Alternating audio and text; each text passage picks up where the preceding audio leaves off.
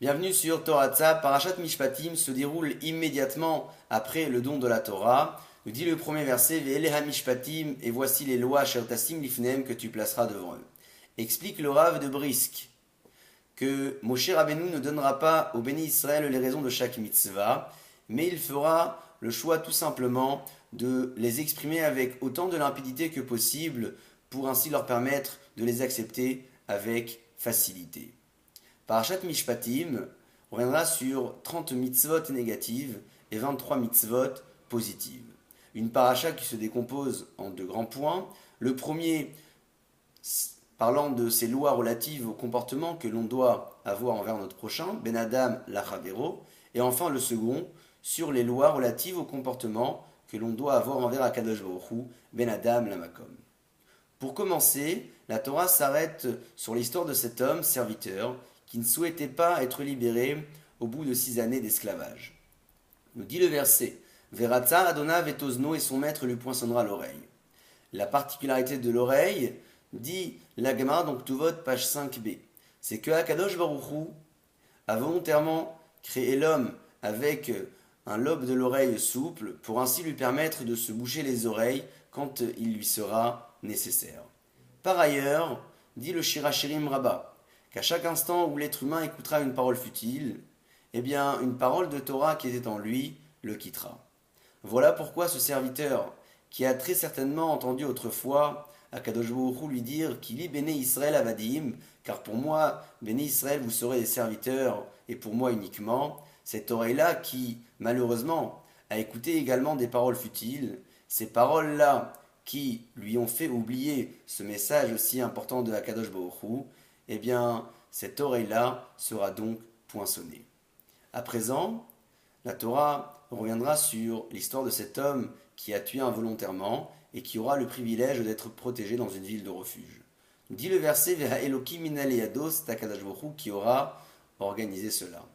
La Gemara dans Ktuvot, page 30a, nous rappelle que même si la peine capitale n'existe plus aujourd'hui, si la personne est censée être punie de cette peine, eh bien, Akadosh Baruch Hu trouvera le moyen pour que celle-ci soit bien exécutée. À présent, passons vers la seconde étape de cette paracha, les lois relatives au comportement que l'on doit avoir envers Akadosh Baruch Hu, la Torah qui s'arrête sur ce règlement qui va être respecté par les juges et les prévenus, mais plus principalement sur ce point-là si sensible et central dans notre paracha, à l'instant même où le verset nous dit Midevar sheker tichak, d'une parole mensongère, tu t'éloigneras.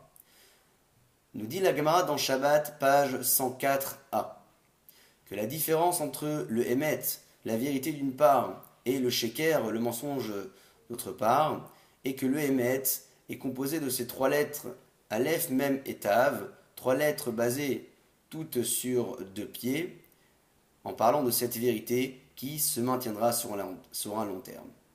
Contrairement au Sheker, le Sheker est le mensonge composé du Shin, du Kouf et du Resh, ces trois lettres qui n'ont qu'un seul pied et qui parleront très certainement de ce mensonge qui ne pourra pas se maintenir sur un long terme.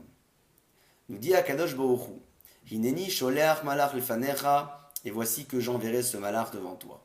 Le Be'er HaTorah ramène une grande discussion à propos de cet ange.